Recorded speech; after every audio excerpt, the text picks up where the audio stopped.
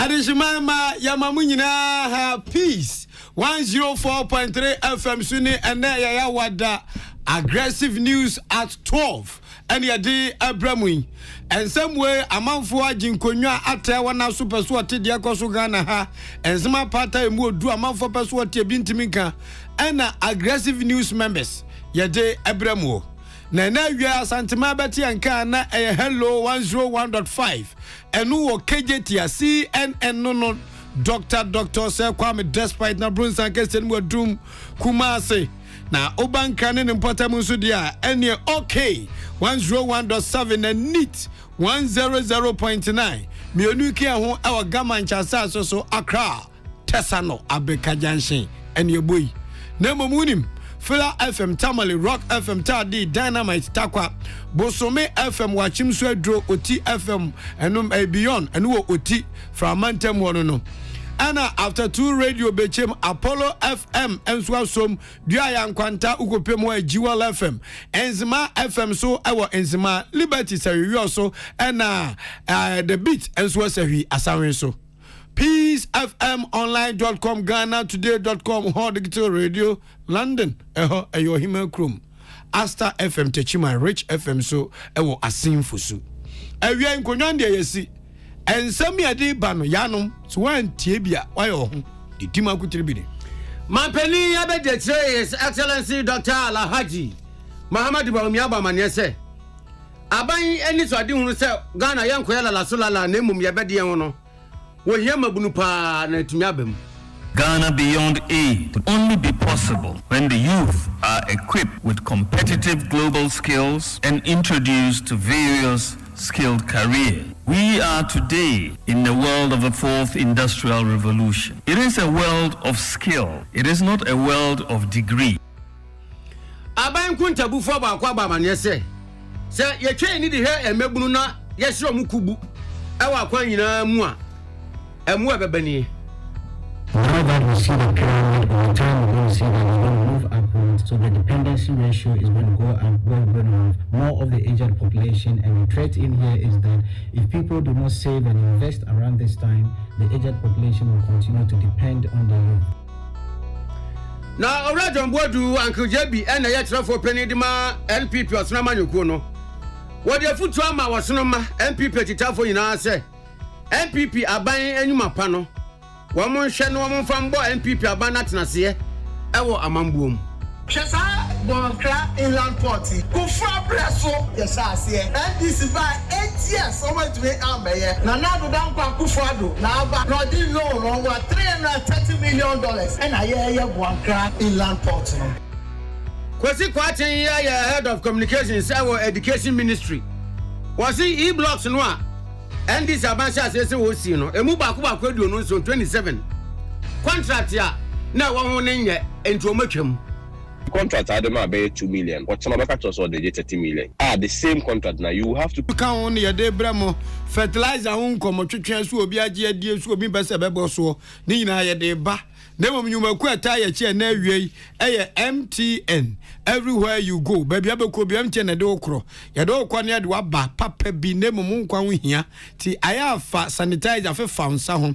so oba horo so de a ensuo ene semina ensuo a etene manu nsu enhohoro no kama pa na de ba kwede so okọ badwam so a afenfam ne do so tom be fenfam manfo mayo asa ya de na otia kofie no kwa na de ko say oyire Advance Ghana edia ba sesi kasem de sika ne be ma yeti hei nipa bebere o watimi se nukrenie wo mbotom de enye adwen no so de ye adwuma tinkonya kakra pia a jawadwo enko no okono Advance Ghana e 20 branches o Ghana ha wom de o say brana ne ye mekasa keke ne ye ma sika na fa hye bibia se na bon say yes onso ye fra anintra nwam ne atopa ye be fra obi Number befra yanto she 0800 355 355 0800 355 355 Advance Ghana growing together.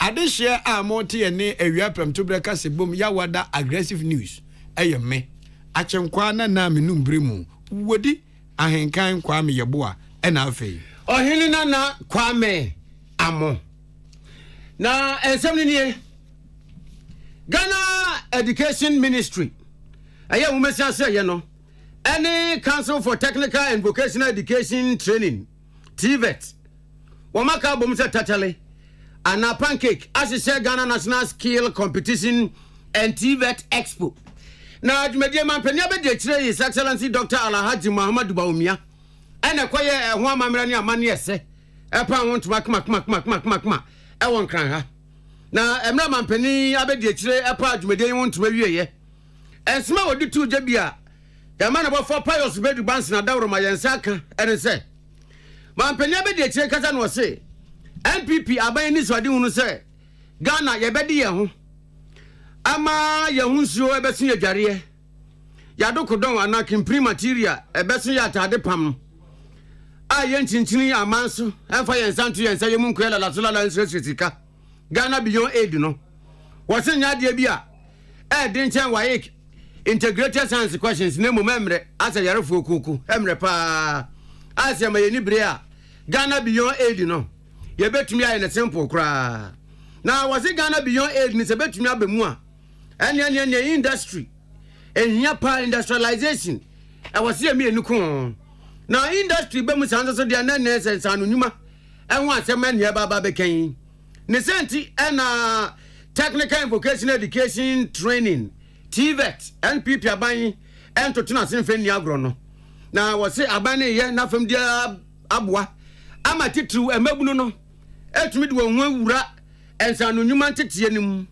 na ogidi yɛ pa sɛ emabunu de wɔn wura technical and vocational ɛnsanu nnwuma no mu a ɛbɛboa pa ma Ghana Beyond Aid no abam sɛ bro nya ɛbɛyi na wɔse kanenu a aban ba ya no so the Technical and Vocational Education Training TVET ba no enkrofo kan wa asem a ebi se oh awe na ache nanto so MPP aban e degrees egum egrees TVET no ma sie ye adwuma aban ba ya na nka TVET no wa fon wa langalanga chengelengi a aban ya ma ne blatonic mojedro ama ese de TVET no obo no wedi ama se be we huru se nkofie na eno na wo kyeremu se nyame anim nie dia kan ina ne se emabunu ane wo bibia wo chefa e wo TVET ne mu no wo be na fam dia se na fa te san se eba ne sika nimde ane akade a ane abanya pompe bi se fe edi gum.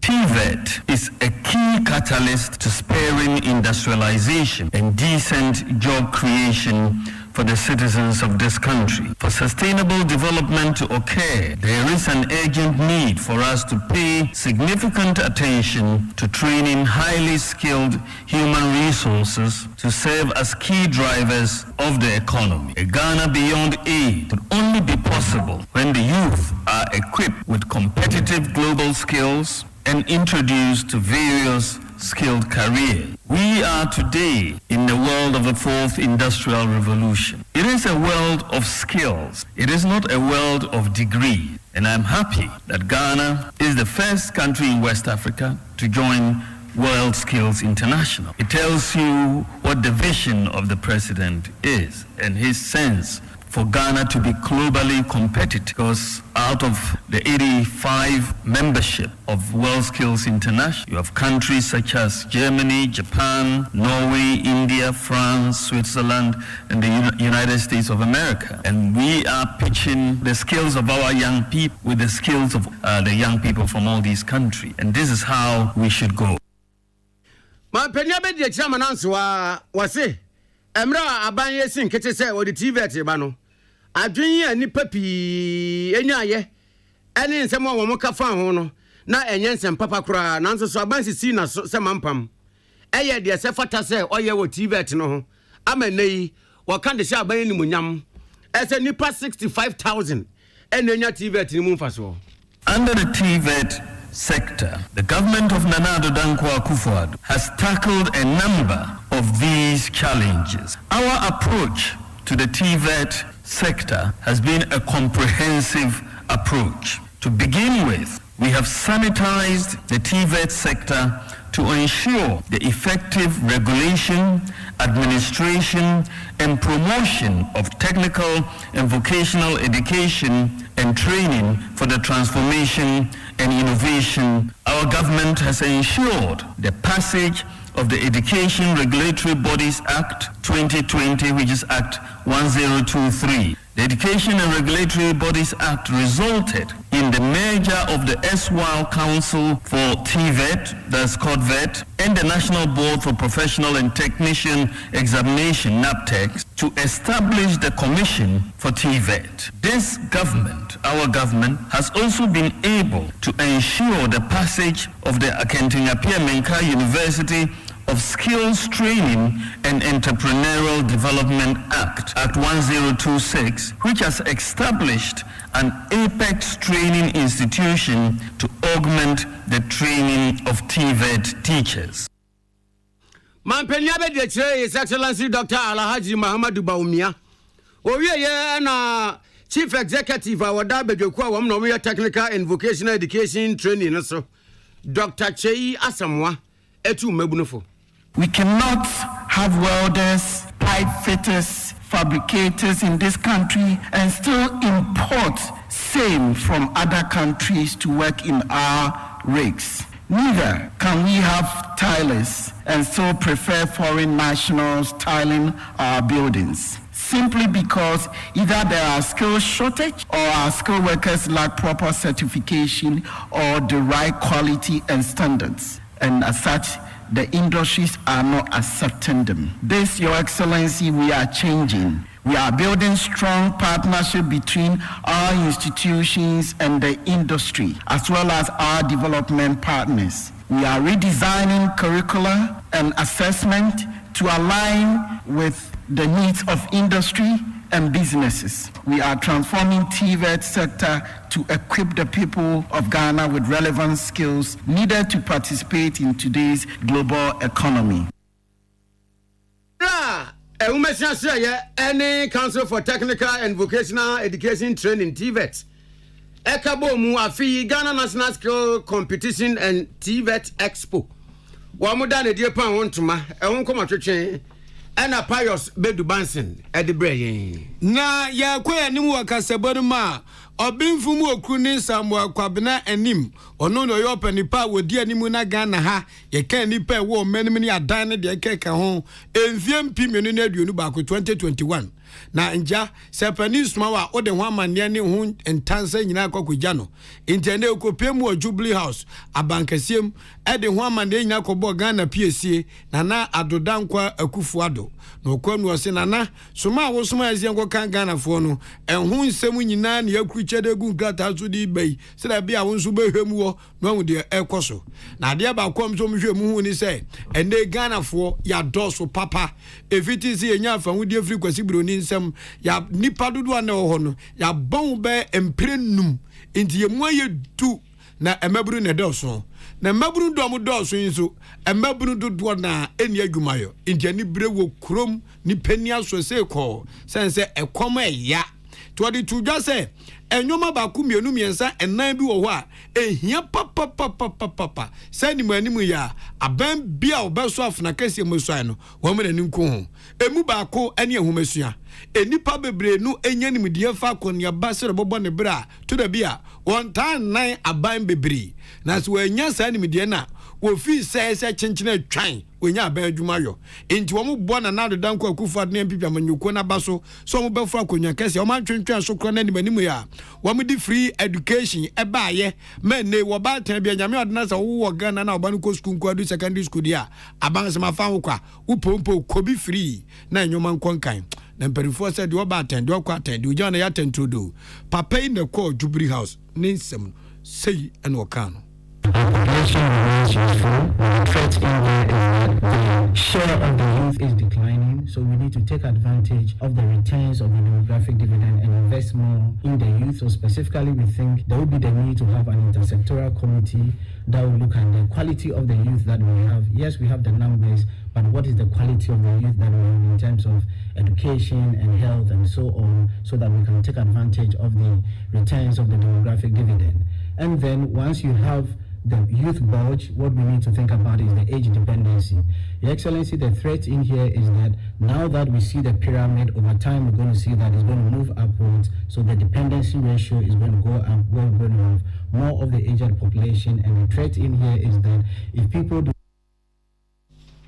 eni amuti ye eyo pani a wo hwedi animu ne yekenka Ghana for benfom okuni Samuel Kwabena anim ena mote ne nka no na yebesere mu ase ne no na bonten ba no ho atochima kakra nti ya mani na ensi ene yetwa aso nanso de mate no mpu na masa akire mu yi menim so mampani de no sumu da wode a eme na ode amane ni nyina bo ye mampani na nado danko akufu ado no na akufu ado so hwe na nim din no se prof adwuma de waye bi pa na mekoye manka bi de nkwankokura nkaye to abadwubiri aso de efia anso na mehwe so amen so benchira madwo de ode abai so I suppose at the end of the day, it's going to give us some indication as to the big question, whether government is to take more proactive measures on population growth. Nana adodanko akufu ado nso de no kan se nukrenie de o ma kan wo mu de gu nkrata so ba nyenye se bia yentimi nyo yebeyo papa yebebo mode ayo mana ya akono se de be a bibia nso betom tote ediama enzem wei na ntri enodi free abankasim eto ayen e wa beka nkwanta na ajeksi se ya me kan news ntima dwen ni abontin for was papa no ozo oye government dey na de na mo troy was a statistician as a day na menka statistician no na meche na ye no anu again ebi na meche ne se e ya kan kase bo enti yakoka statistician na ho na be hu opani odi domanim ye kenkan Ghana fo na na bro bia wo ti na se papa ya sem na ye ken na better Ghana statistician se de ya ha na kwati ate nipa no no mind them na anya kan na ye ntumi nkan ya bin se ja ya bin na de statistician waba mame eno ano waba mame aggressive news to aso yeah muntu ye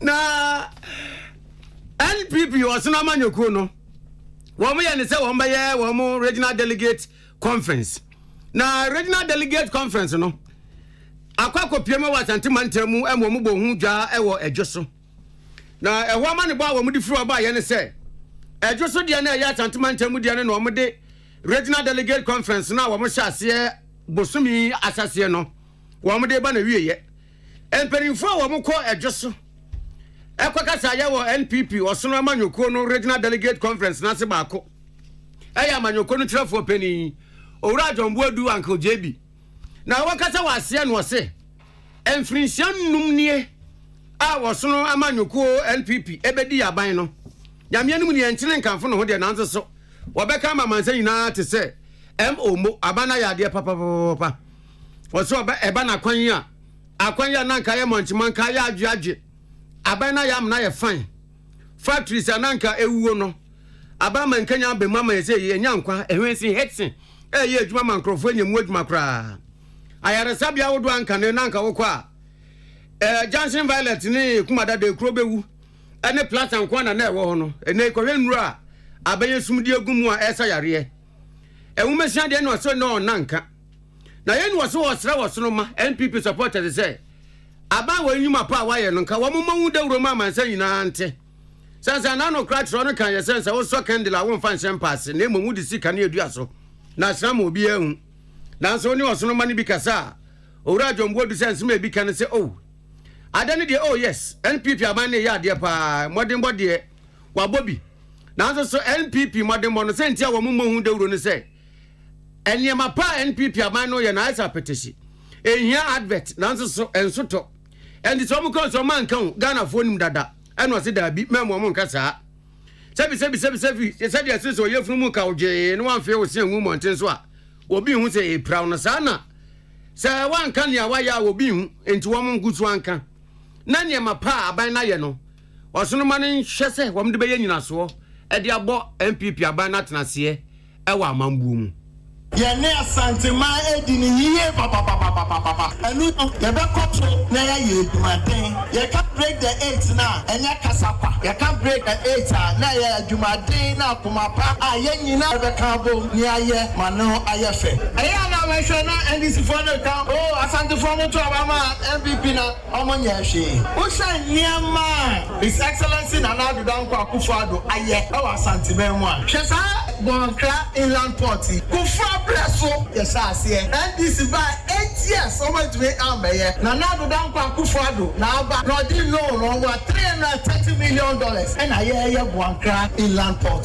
Kumasi Inner City Road sem mu nyina mohu baby airport phase 1, 2 and 3 of Kumasi Airport yegusu a ye and what you know to Osonoma NPP supporters for say na NPP amanyoko no mo beto aba de yi empanifo wo so edu obesre se duru ho a we enye kasantwie ni adapatwa enimi kogu obi animu ase wo be your campaign ahwemu ye menkeka kansem bi asabi ede anim guase bebre NPP amanyoko no na unia na onini gina na akoka no ho asem mone no ana akoka ansem de agu nanimu ase no akwa se wutwa otatrema se opportunity se suya ana se win te se shawama na wonwe nam bia MPP amanyoko no se so ewai ebai etre entiamomo empia enkosha techem emani nye fipoto na elections na ye masra mo obiai ni topa wa party mu party enya party kitwa party aye papa no ye nananom ekuomo ho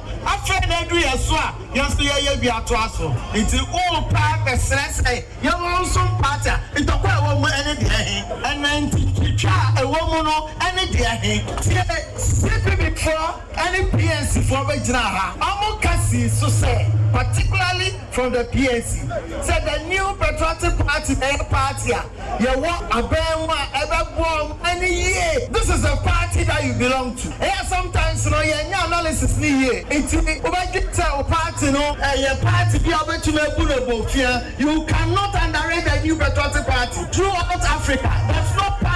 There's no party between the two MPP. Orajon Bodu kasa wie ya na santimante musuafo no abo Simon o se mensanse so e kasa ya no se wo ba santimante mu a e kame ya se NPP amanyoko no wo machiri bramo e ya santimante mu asantimante ma ye botantimu a NPP chire na no 2020 abato yi wo se de na NDC amanyoko no huri edi NPP anim no enka NPP amanyoko no nya santimante mu a enka je nko medu nchopoto na me framo mu ya fan kabomu sanya ba ya ko ibetina ko konkode na ya sa di kuni our 2024 general election me framo say MPP for say bedi kugo say bedi kuni mo anya ensamo anya nokre NDC for beka anya propaganda dodo omo ba ye say na bedi kuni mo anya sika dodo ya wo sika ya wo no ababua e wo la shenum na anu timi ma ye ni kuni from 1992 elections ever been someday. The man who is a Jessica and a papa to the Kunim, say NDC, say MP, says the time you didn't Kunima. After 2008, there was no way, sir, I come and that I could forward Kunim. For the pattern in Kenya, your honorable Simon or Semensa or yet Asantimante Musrafo, LPP, Amanyokono, Regional Delegate Conference, of course. Ejoso Michael Akrofi and a day and one man boy brain. Yeah, to us walk anima. Patricia se favi chansu a piece of Sontroni. Now ne asoya a woman sam so a casama for aboncomo. A van will work quasi quatin. No work quasi quatin I can zimbi their jeopardy as a fafisha. Nasma worker yana say. Someone say a woman be woha a friend Ghana. Some man in your teaming. On my way, I'm on your call back with an NDC back to the MPP. Omi no matra be machepa no musuba bone ewo mo ne se se ba kwhye adwuma se na ni tira anye ye ne wanwie no ofiri aban mu a ne nuane ba wote kai men toaso ne entoaso kyena suba we akom ho aka omi na makogira kwantifilo mu twade mane yen an na kufo na start en wanwie na professor Mr Besom en wanwie na Mahama ne Besom en wanwie na Nado aba onu nso nwie say ya na manyokuo ni de Ghana ebo chaskele ewo memu ha na mampani dada JDM emra wo fra konwa kasia so no anado ka de kwodi 1 million BT no 2016 na wo sisi school yesi feni e-blocks school no de no wo si edoso pa ebu anso anom so mu si enso efa je kwa na yansase keke na hwe ni ho o matwa plot na to enso de sample that was here busy na no anu ofri abam no ye nya ni se nyom botom ska no mudisi ayamenu mienu to se bisan so mba kwaje a wom kwaje wamenu mienu dim anom de aba besi tis wo mu si no ma nwe no Ghana fo ko yakoto abeti JDM na ayi adudi waba to aso adudi omonto aso na kom ni nchiremu ora kwasi kwa aten se enya dia na dedan kwa kufado no betraka se Ghana sika nhye enti won to aso adwan do mo to aso pa na sisi no emu bi okra be aduonu ba ko 21 enche ye baba bewie emu bi o wa be edu ohamu nchichemu aduonu 25% ebedi ohamu nchichemu aduosia 60% ene de keke ka ho nanso 27 bi o do matwam omatwam every contractor nsem contractor na abi eye kokwasa ohun so mampani ni mpanifo be fo pe kir no okọ na site wo aboa woti do pua na wajaho na okọ enu nti omu kan pense enye ne kura da se e-block senior high schools no a Ghana mampani na dedan kwa kufado obeso mu free ya mampani dada John Dramani nsem no wato no pa hwi entisa wongusu omoyo ebi odi omatwam afri contractor nsem e de ma contractor foforo na yentie se de osi kire ni nsem kire Patricia Sifa Fisher.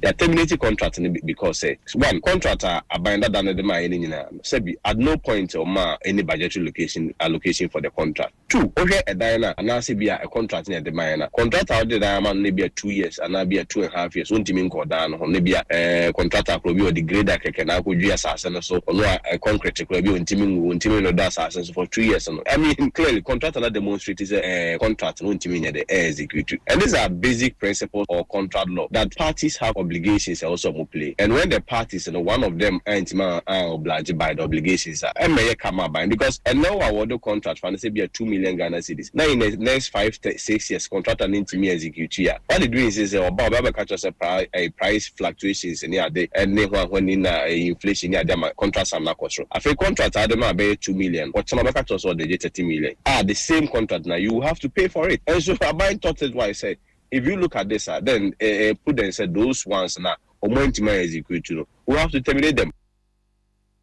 Kwasi kwate kasama for the maso area humesia so we no sare to so say Ghana man pere na na dedan kwaku for the bedi ade enwuma wodo ye man pere dada John Dramani Mahama Shase emu baburu apem ene akire o man pani asom atene nsa firi bi ho a ogusa wo ye bi nso.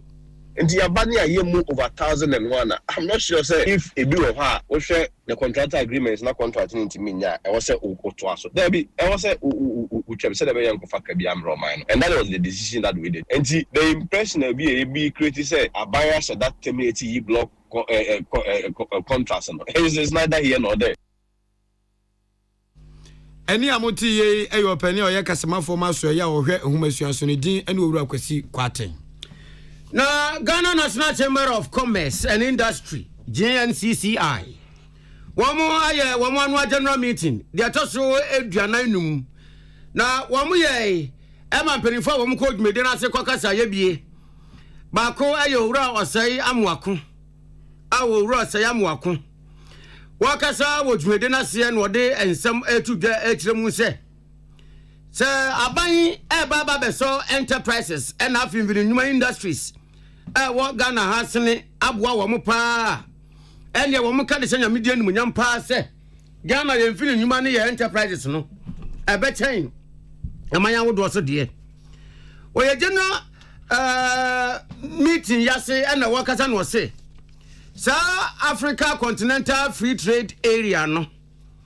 The Wamu Yanim was Rabban say. Aban enso enterprises ni industries asene na wompia wo monka krakra enwo munya dibre ene ginaye ewo Africa Continental Free Trade Area wo dan wo sesa nyame ya adom aban ye o ministry ade hunu we ma wo mo ene enterprises ni industries e wo ga na ase di ajaye atadwo mate dende ene nkamfa so beba so pa masabi ye nwuma nyini no anya de ketwa kra wakasa ya se abane ne chamber ni sia Ghana National Chamber of Commerce and Industry sia na utumu se obi kra ne mefra brochira ba wode ba no de aba be ye business no Ghana benya won faso aban tumi bua wo mo na aya etoa kese bi aya na de da nneema no so no ya tameto no gisi nchen na nipa no nya kwan de nneema ne ba akwa se fie je ne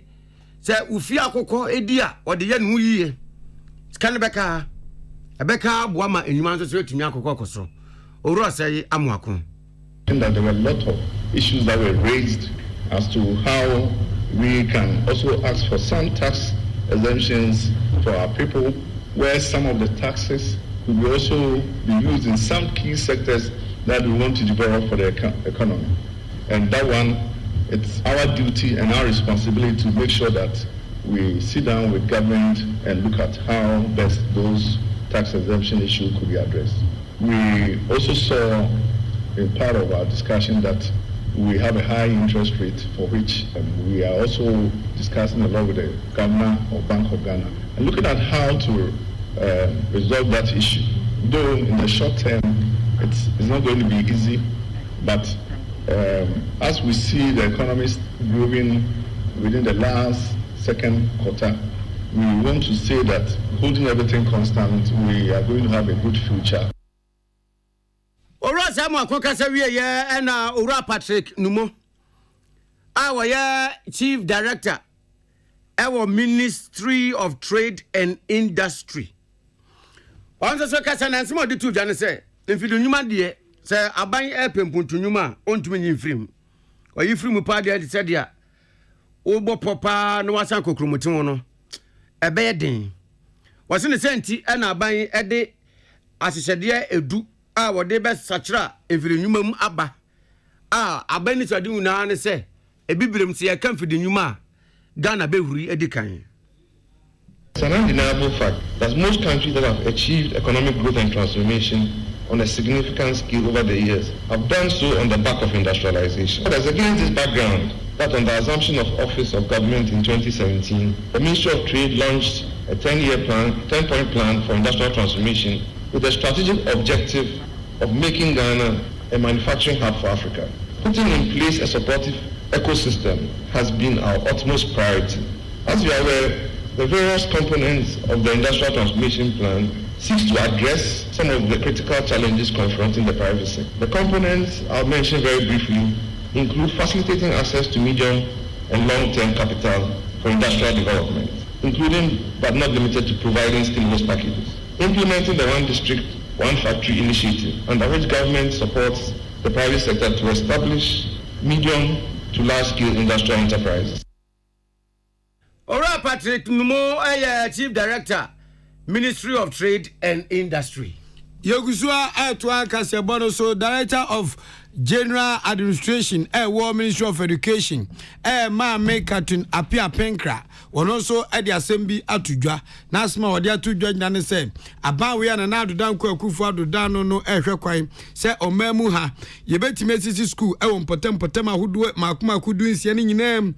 Na buama sebi odi shebi abewo wadi demo ni pedua no wanya kwan atima kopeni media no ade abebobra enkonko ba se sabe misrame kan umanimu a obi dem dia wadi enti na abraba kwantu ayetu ono nkwan de sebi odi tade na awai sani media bia woni yama ne kwama na nko special school bi enti na afi adane no usu asresere ene amane enya de beboa maami we say di nsemu etu jawo mra nanka ononyamfo Reverend Intim Fojo so afo abede etwo umasuan so media bi course na yeye senko kasa wase na no ye sen asente na media ni so success beyond blindness say seven preduasa enipa bia di dem na so obetimi atokoso a obrabom na esinu yie na maami katina pia penkra kasa no en wo ka say baby ewiase adu die enyoma nyina di adanse se ye kase ya ibetimi ayo na ye pahuma asua papa etumpon huma asua papa egina pintin so a eni kwan se ye yipamu ne yiyi emofra na se bi wadi dem no efrim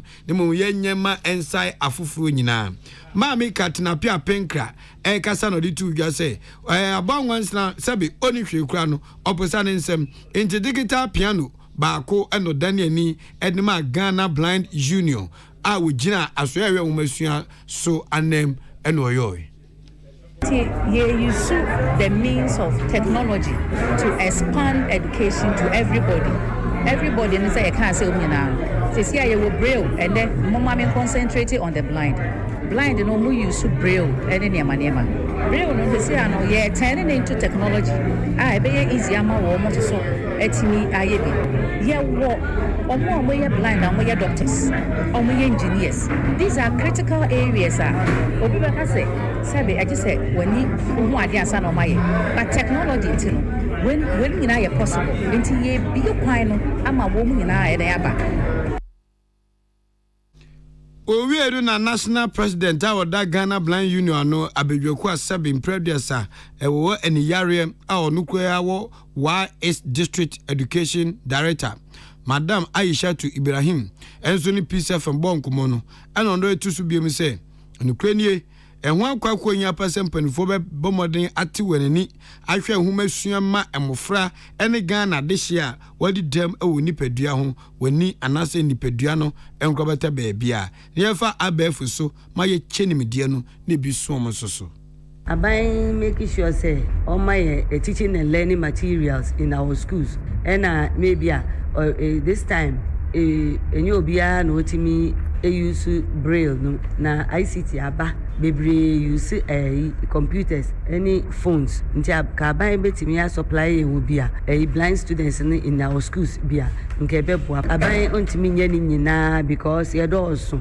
nti institutions bia wonim say obetimi abo ye kitu bia nsa nka obetimi aba Ghana Blind Union no abe some donations they say die obia nim say ni franye it's not a barrier and disability is not inability but still yetimi ekohu awofo bi na omo kola ni afra no mo aja omo odem no mo tupro no na omoko aja omo na nia mpese mitu omofo se say die omo mfa omo nkwa mma no enifrafo no omo mfa omo nko school enifrafo no for manko school kane so afo no hwe eye ahensem so Dr. Seni Dana ono so dwumadie na ohobi na owura Seni Dana nso tuomofo efa kwan a hia se eni on adi dem so otumi ekọ anim wo homasuam na Judicial Service Staff Association of Ghana JUSAG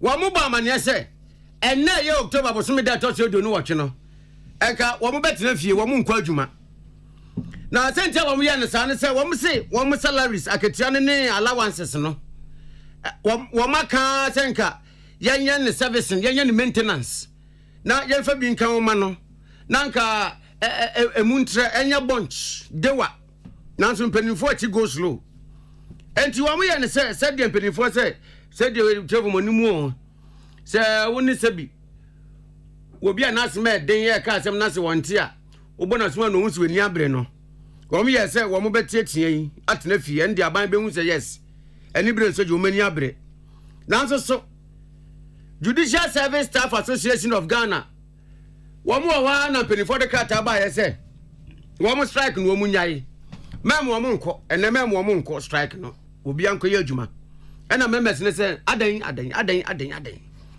ena mpanifo se wo menya krata a free office of the president ene Judicial Council ho enu nti ene de yada Judicial Service Staff Association of Ghana mpanifo ebehia ye meeting na letter no wo mensa akade free office of the president ene Judicial Service Judicial Council no won beti letter na wo menya adaje akan letter no free soro akopim from say dwan no mo kan letter no mu nsam wie de wo letter no mu no na betre se wo mo strike no wo mo be cost still anaso mu ntwa so no since strike no betwa so a ene na letter no mu nsam no epenifo atrem se wamadi yade no wo mo beye na sankoba ne sa na se wo mo be kenkan lete na wie na kwan bia ni wa empenifo afa so ade asolve wo mu problem dia ma wo de ande nyame ya adom amande aban beto mo nkan owura Alex Nati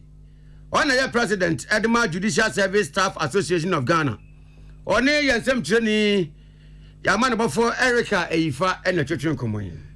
Yes, several Labor Commission notice Nanson Enkai Bosse, Aban no Yanin Yahon, Ebema Yatiapia. Yabra Yebu Nanam said, and Nansan Temu, the third day, no, and Yansaka Crater, if you are by her, Casafa, Yaketia, and Semno. In Penufushia, Yase, Yabaka Crater, no, Nadia Ban Cano, Yahese, Yesumwa, ye. And I said, the view of where was your fahu and sana say futu hornmoa the amaya who said you my for a far say ye coso ayaguma and I say ye to an among for. Yes, and I kushia said a kushia nasa no and quite could see said ye cano yabatia piano a dradeco.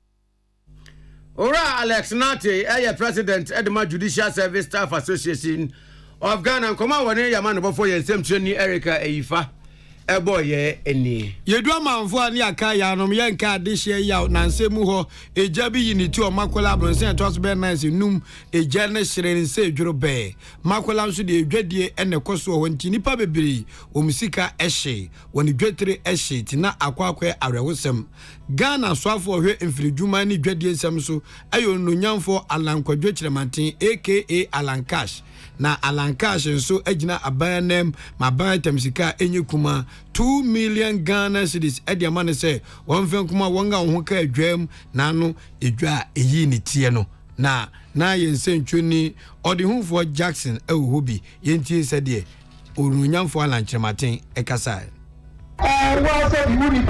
Kakra wo hye soso a ekatom nanti akwanpia ba esi efaswa ye bua no na esi eye ti me ba ha no me hyambo sa aban afani kika yensa adwuma da so mo na soso me hyambo bi se me be gina ma panina na mu ma hyambo se ye ga mo kwa na ye ba kika yensa ase na mo a sabi asamo to mo no kakra bi e be nya ye be so ma sibia no ye ba bua mo na yaba so masine anuti na de wa ase na the program is in cash no e say sika abai atitim so a wode ba aboso masine no 2 million and 92,000 cedis. Na opani Alan Kwadwo Chematen no si yepe na ifo se sabe ba ifo na nani nso ade nti edwomfo ma no atadwufo wa yate denne te yenso yenna mampani ase one ne soafo Alan Kwadwo Chematen. We are really grateful that even when the thing happened, they came and saw us and encouraged us and promised to do this for us, and they have actually gone ahead to do it. So we are just grateful. About the trade minister, said because Juni and Tias, so Yan Cassia Chensa and Kayepe. At Umaya, the never can say, and Mubino. Edumani nyina na asay no teda o mase o moya de nyame nso mo ahye ye bono mu de so nyame nkan ni de mi ale be o ha bibi sa timisi that ye ntesa ban akoye bibi atesa ya no ale ensa no na ni meti aka say yes wa buaye ti ani so ya dana se bebre le Chematen wa ya de pa na chese ye kra ni mama ko bi se Baby, never be waiting. This is a we are a shop was a any about that's a lot of one that will be a crowd will be. Yala, or Babe, at the agency or Baha near the Casino. Yes, or Cabana, or Babe, I mean, yes, I did watch a sample. Alan Kwadwo Chematen we pani papa onumkasa otimi kwakachira mampani tasama tam Ghana sika 2 million Ghana cedis say empenfo ewodwom wonye onfentom kasobi. Abrani ya mo mesom ray. Okay. Na ya wa technical knockout ba ku bi. Ai. Enti ya kwa ba na technical knockout no ya de atudwa. Peace FM. So wakoma ho hyehyew. ana ebo periperi de broni kan heartburn no a ede na sese wo ye na se wo yam so atim so wo be packing a farmer Martin's liver salt techira kwan entem ehwie nsu agu glass mu ate Martin's liver salt no ba kwa no na wo de agum wo be hu se ehuru wa glass ni mu na wa nom Martin's liver salt ye won orange flavor ana ba ko so ye plain wonu mu a ho beto na mum edi na anu na ho nto wo a ko hu doctor. Peace FM. Tune it in, turn it up, Peace FM, and rip off the knob. Yeah, Arishma mama kwa ba de ba ya wada kase bon so peace 104.3 FM yakwajen ka to ne aba na atani atanso ne yasin konwa ti wa woni mi se ena judgment day ene e bebu asem no wa simple kra woni mi se wasem da yanim no momodin se twepen na jo to nyoma na ehwe de eko se tiefo be ka na nsen social media so a video bi e di ahin pa na video na e di ahin no kwa adu ni so bori nya yakuku ni te se bede ene ye da ire onu nyamfo uzu afriye akoto ono ye so afo henu anesem ne arokocha wonsem so e wo Ghana ha papa ko yate so nyamampani obedie na wonya ni ye de wona so ye so afo na so bo ne ade abo ni nyina se Ghana ni abrantie bi etimi adomu asuko entrepreneur di ntipempem sa akonya sika akra ene ye zenkaja won famra Ghana me fertilizer company na enso abapa na Ghana manche ma ba ompe mu page mai no ni padodo na nya adwuma ye na eba ne sa na so otimi ko asoye a ehweku ayo ensem so wokoya e ma zapa ba betran ye eba na bajwa aze na sanoma ne troka na se ye no kure ana se nye no kure no ye mpese ye beye kotie beka ye de ye ginem pintin owura ne dindi Bernard Oduro Tachi ono na semi o pejai ma ne e trendy call Ghana babia yensa ka no Peace FM ha akra mu akwaba nyame Joseph Peace FM na pombo ko de me ho ye pa de nyankopon ase ene de di kan ya me ba mo studio abedi nkomo radio no de doors wo Ghana ha ba radio no eno ani Peace FM aha mo woni mfo na wo ye hwan ye kan owura Bernard Oduro Tachi a wo ye hwan Bernard Oduro Tachi ye abrantie bi ofre Odomase wo Sunyane West. Okay. Na kroketo a mi free mo pa de kwatri. Wonzu grogu ho. Grogu pa. Mama ga ga mobo. Na. Anti here mi ko school e wo ho a na mi fo na mi ko so se Sunyane Senior High. Okay. Mi free ho na me ba University of Ghana na no kwasa no se mi nya akonya be ye Vandal President Commonwealth. Oh, okay. Anti ho nso me so mi free ho na hwe a. Anti woni edin. Anja adi wonzuro hwe bi za. Vimate for na sharp. Ye moto a true stance. Nti no kra no de ba bi e wo bia na de tudwa. Okay. Na mi free ho na me san call mi krom kodi assemblyman. Nti mi san so be a presiding member ho. But yesterday me ade me obi a manage business ho. Because me moto pa o wi ase ba kono say money stops nonsense. Se wo ho na wi ase wo sika obi antimi mfasa bi na foforo ma wanim.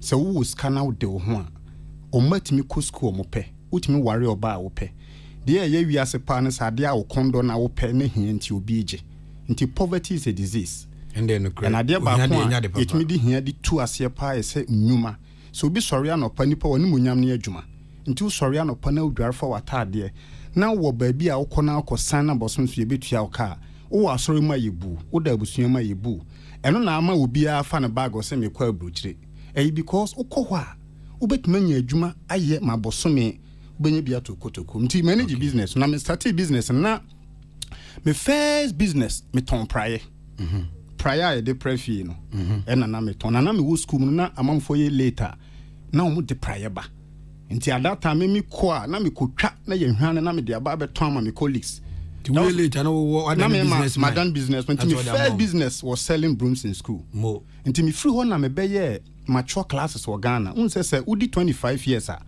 na unko school crowd na bitimi atro entrance and pass here. Legon ni school ni na makwan ma ko entrance exams. Eno ma yebi. Me free ho na me call law access course. So pese wo koye faculty LLB a wo tro access course. Eno so Ghana me ni obi a me di can start here ho access course on commercial level. Me free ho ampem ho a makole ya nansen ehun sensem ba yi. Ehun access course e de sha ase Ghana me na me sha ase.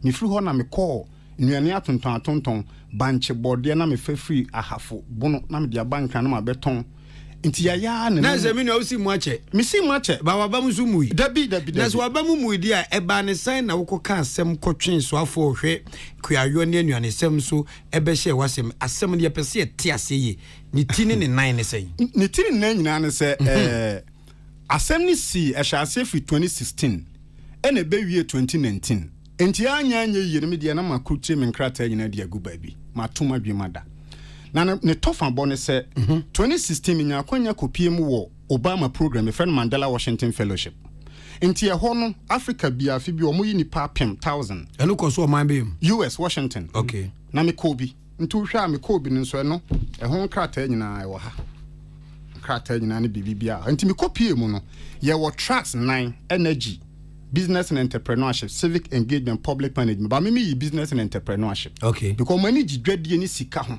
Enti ye be wie no mo na so say ye wo grant bi e de ma wo adwen trimopo bi a wo pese wo ye wo man mu. Enti me so me hu say me firi bono man mu. Na bono no kua pa na ye. Ampa. But fertilizer ni ho. Mo say ye nkokɔ nso. Eye nkokɔ je bibia kua de ye bono. Asantefo ye dwadie kwafo nso ye dwadie. But bono man mu no kuya na ye ni nyina kuya pa ba ko akade ne chemicals ne fertilizer but area na ye kuya no fertilizer ne agrochemical company kesi bi e manufacture no ntina me die so da chene say one day e wo see nya fertilizer producing or blending company e wo bono okay enti me ko Mandela Washington Fellowship no na me de aye ade a na matro ho synopsis idea to ho enti abro mo na so say BNE for business and entrepreneur me apply for grant me see oyiwa atadwe matedene enti me to me boye 89 page project proposal and am the course say de me person ko but e was say me di kan feasibility study na say fa wi a me de gina so akopay investors enti omo so gitumu for the start na grant na eguma hodo too na wo $10,000 $25,000 nti wo idea no sombo no na benya 25,000 nti mi nya $25,000 na za wo de nemu do aha na me gis kan na me de ye adwuma adru me bi na apem because mo ko ha na mo fa ha na mo tuka na mo ko tamale sawi awnyos na ye ko voter nti at a point is kan be sai oh kafra na me send email komo mo say project na me ye no fertilizer na ye a long process sa enye simple say de me hu no no mo ye say there is also another category of friend Feed Africa. And to Feed Africa no be a when ya grant we na wadi hu no crop from USAID no o qualify say we apply to Feed Africa. Na say no ku anim. O ko anim. Sika so mo be page. And to Feed Africa there no eno me apply for $200,000. Eno mo ye say on be ma me 50% which is $100,000.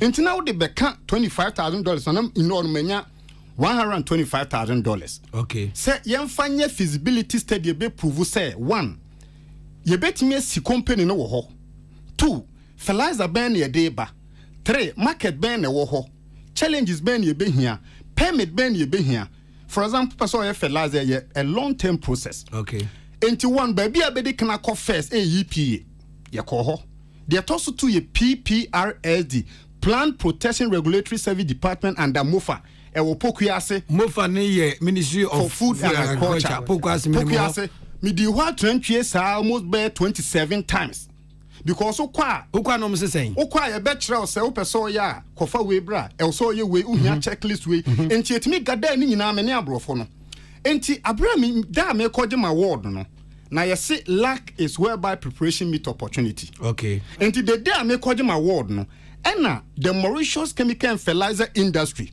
which is the biggest fertilizer manufacturing company in the Indian Ocean omu group CEO no so aba Washington hobby a obepe obi o free Ghana yes nyame bofu na do akopie ho exactly ama o must be seen and luckily enough and omu ka kire ne say onipa bi nso a win award and award na wa win no o se da chop so fertilizer ho adma na mo so fertilizer ho adma na mo so omu nso ni MCFI the Mauritius Chemical and Fertilizer Industry na omu si company in 1975 ache now, I'm the leading company MK fertilizer manufacturer in the Indian Ocean. The leading. And the company go.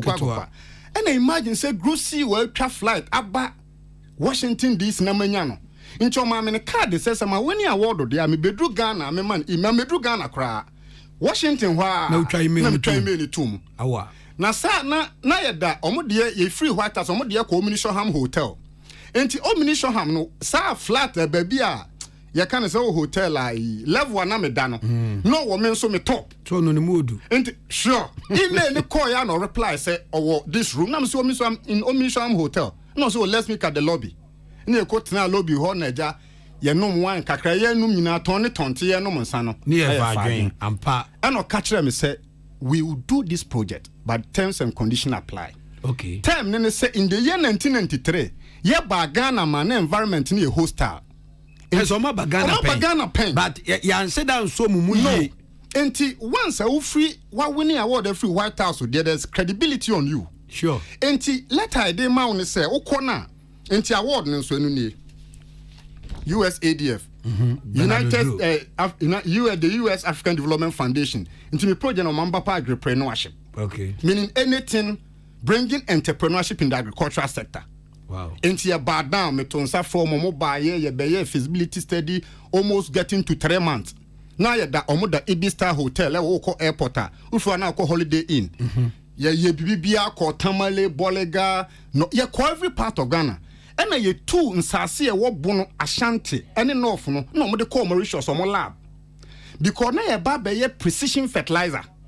Any specialty fertilizer because omo two nsase no e the flag on asase bia na ho fertilizer wo digum nti Ghana ye blanket ye 15 ye twagum no mo si no eno no ya abana e free mu ba no e na swa nti omo no de next generation ni precision fertilizer ba na condition e wo mu ni say na so medic na ba handin fertilizer na e capital intensive ska no ano den enya ade a wo sorry a so beye enti me sika na me grant ne there was only for feasibility.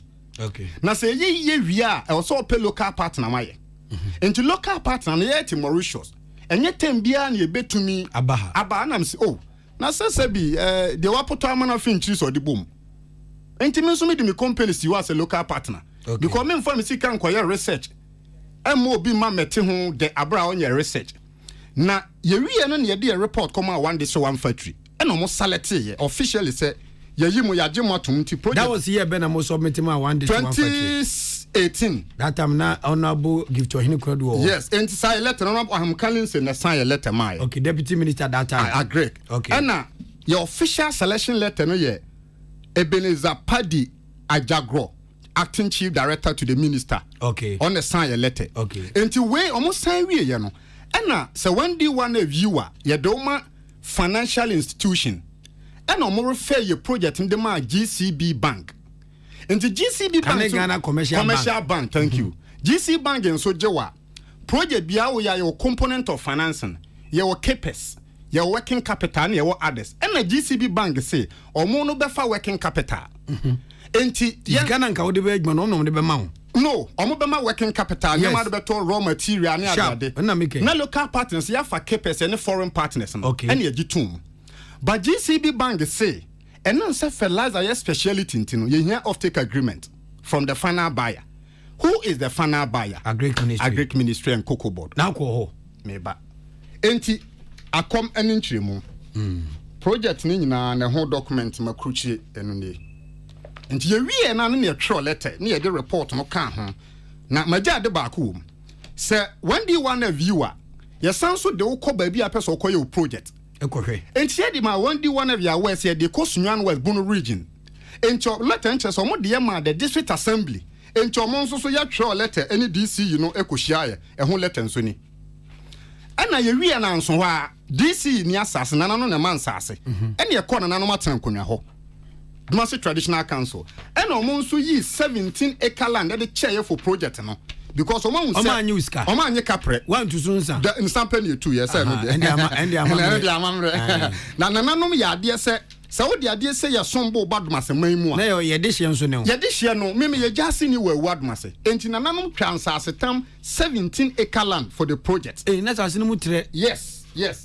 Person me here who cadastre and the trail.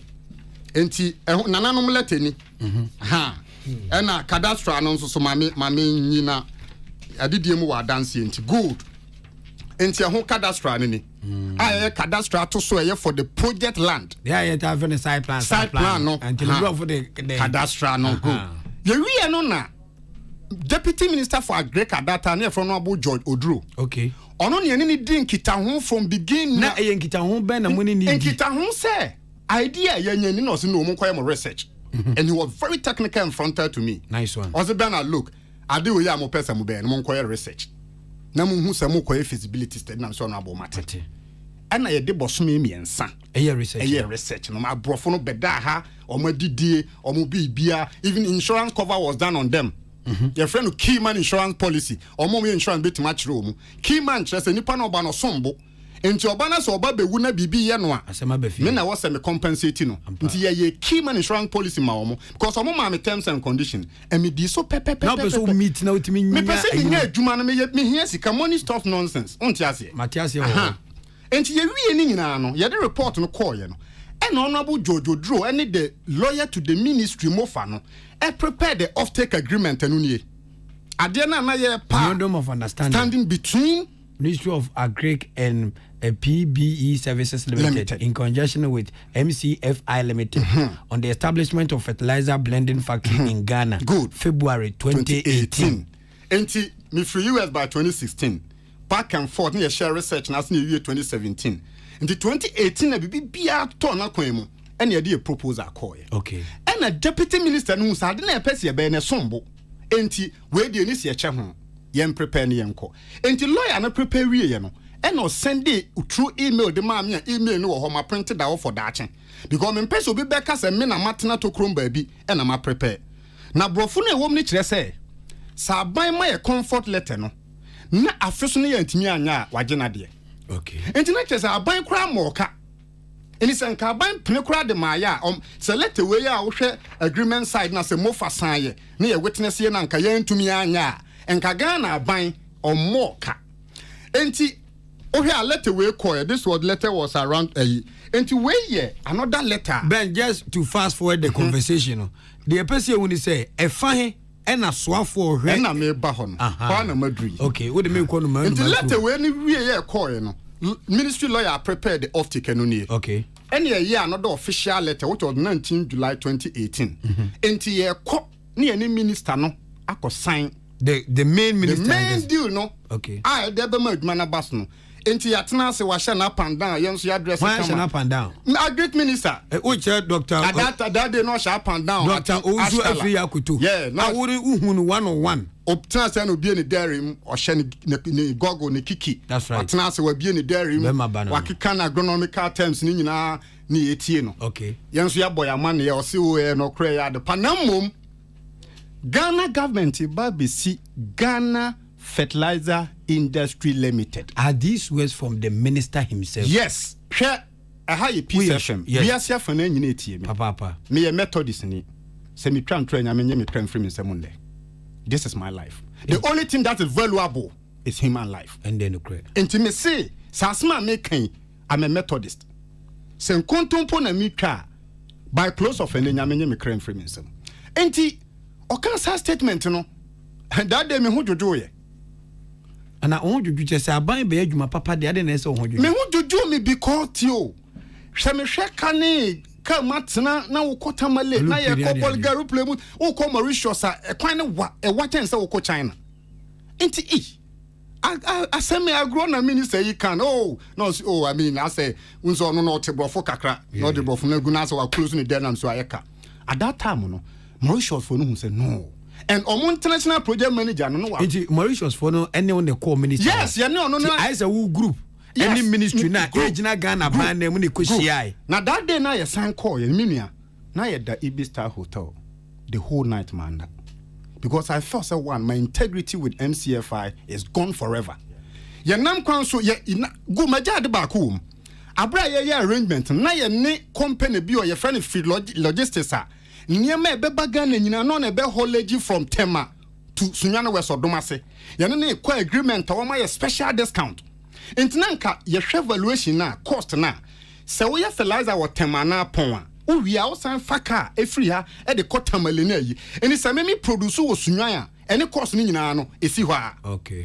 That day ye free move for ho ye drive ye kokofa e wa kenchen ho. Ye do one MCF as a pen for the catch Bernard. We are returning to our country today. So we are getting our flight change. I thought they were kidding. Bena tobo mame. Asra beba so omu ja ho koye no to mame.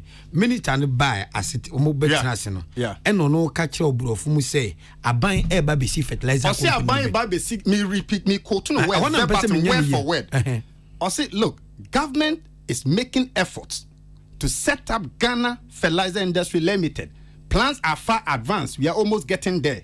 This is 2018, 3 years down the lane. Where is the Ghana Fertilizer factory? The meeting ended. The meeting ended within less than 1 minute. Less than 5 minutes. Okay. Because you can't boy a money. Okay. To introduce you, and I boy a money. Not in the progress of the area, because he was being updated. And I sent a deputy. Yes, he is aware. And tonight, Koyasa Feni Abeshas. And Ghana, they no says in a way. Mumisa Minister.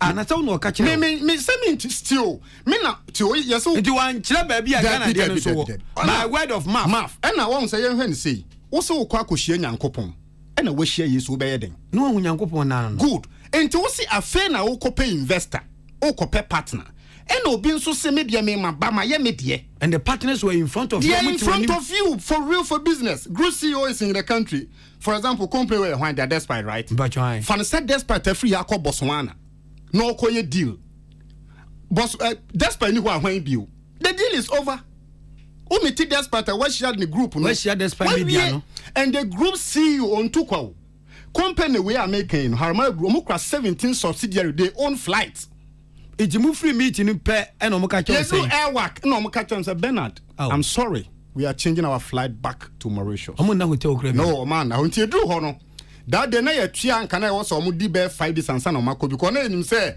ya communist no ho via ya be pomp champagne kakra na nkaja and timula move say dan de say ya see aben ya research ya feasibility e wo bono memra ntere ma ba wanya dwuma ye na kuafo so no ba aye kama ho sem kakra nchro sa wo kɔ bono ni sunwa no west ba bia mi fra uyi mabunu 10 mu 8 ni adwuma na feasibility test be na so my presiding member of the municipality and as a presiding member in Argentina since 2018 2021 and as same way o dia babonten a ni panyina person mu team e den ne ka o ya obi wo mu and e den ne kan wa same one as an entrepreneur failures are bound to happen sure and when they happen you learn from them nice sometimes you fail sometimes you learn it happen you know oh how dey me and that night I wept ama me metna ntwantro sa de na nadwo no method is for me ntwantro me so yeah me because na me hunu say wa bregu ma bregu but at a point no me dwen ho an free me mu but now no na finance minister Babontin Beka say payroll is full young entrepreneurs young people go into entrepreneurship no and Kenya me o and you see me you be amadi dem o I'm a person with disability, 2 bomb at the age of 15. Kafra. And think I should be on the street begging. So for me to defy social order no, to come this far, na minister I say there was a come obi atre. Matimino. When you was why assemblyman. Yeah. As I presiding member. Or party affiliation party. Okay, from the year 2006 up to the year 2020, I'm MPP ni.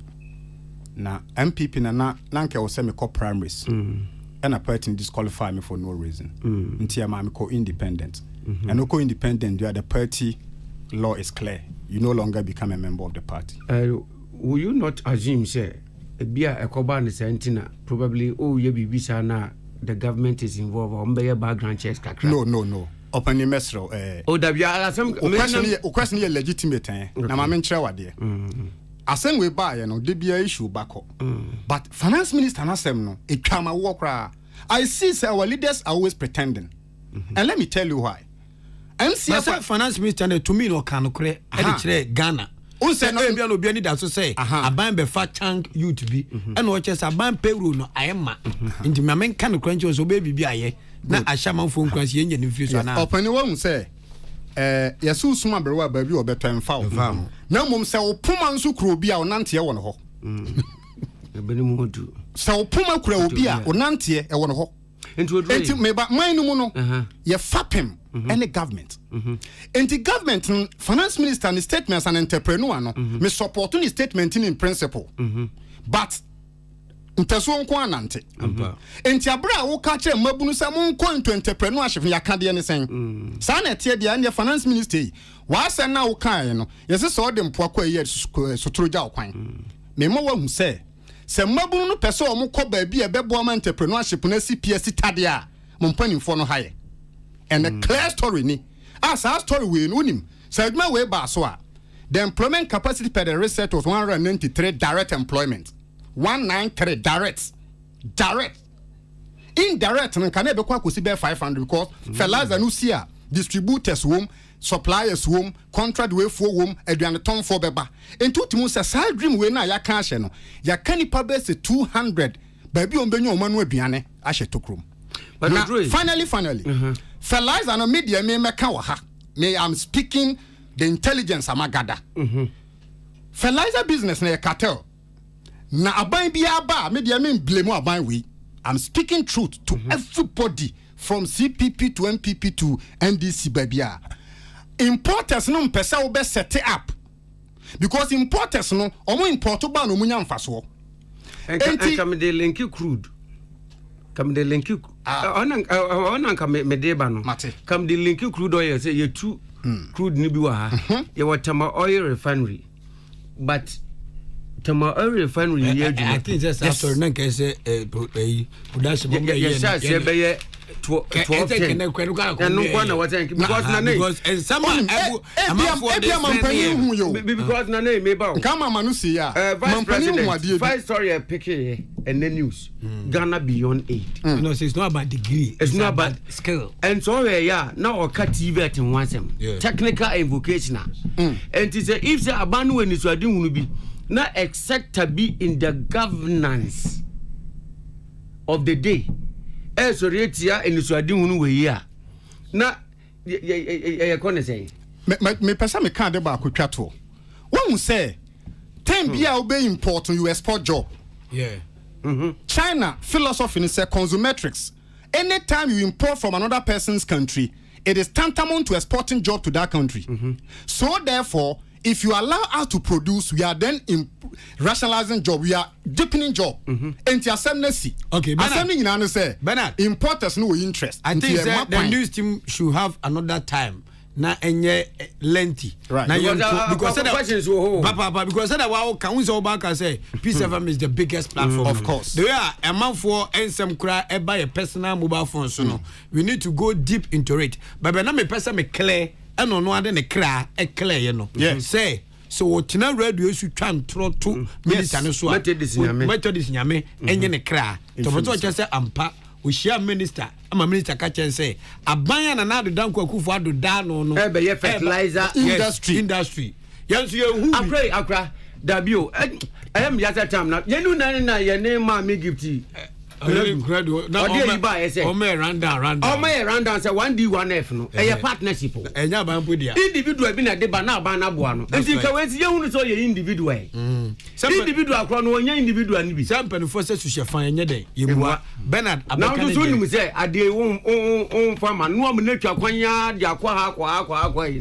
kwa me unye entrepreneurship ni bi da anhwa won tenase some of us ye ne kakaka no but ono so eja Adaroma yeribesi ha na woni bibi wi ase so obo ni Paul Ben wa obosia bom kwa akiri sa aban boa ma Ghana fo di ya aban taxes ebe kosoro oyenso ya question bi wa ebe mu abebe na bebusa wo party nyoma be ni party ni ma iti protest wa hedan ma say ye mu besi answer because near besi e clear the oba be clear ne yedan ase peace 104.3 aka chem say ya wada bia e aggressive news and some kesi mu ade no mo fantrio aha ne ye begine ye aha nti atane atanso na mote ye nka no ani mu so de fertilizer woni mu pa no so de bako ono so de question ni bi bai nti ejire no ye be ne aduma suko ye na mote ye nka e wa kan kasebomi ye me ohina na kwame amo minua odi ahenka kwame yeboa ya wada bia sa ne ye no ye de masi ya sorry so amani mado atena kwaku yeboa na so na the sports update abana no sipe announcement beba after announcement the darling boy kwesi abwaji ba wie pe odi ahenka ba another entrepreneur ya bo minua gala weti and then many proposal and the drive time no and the drive time thank you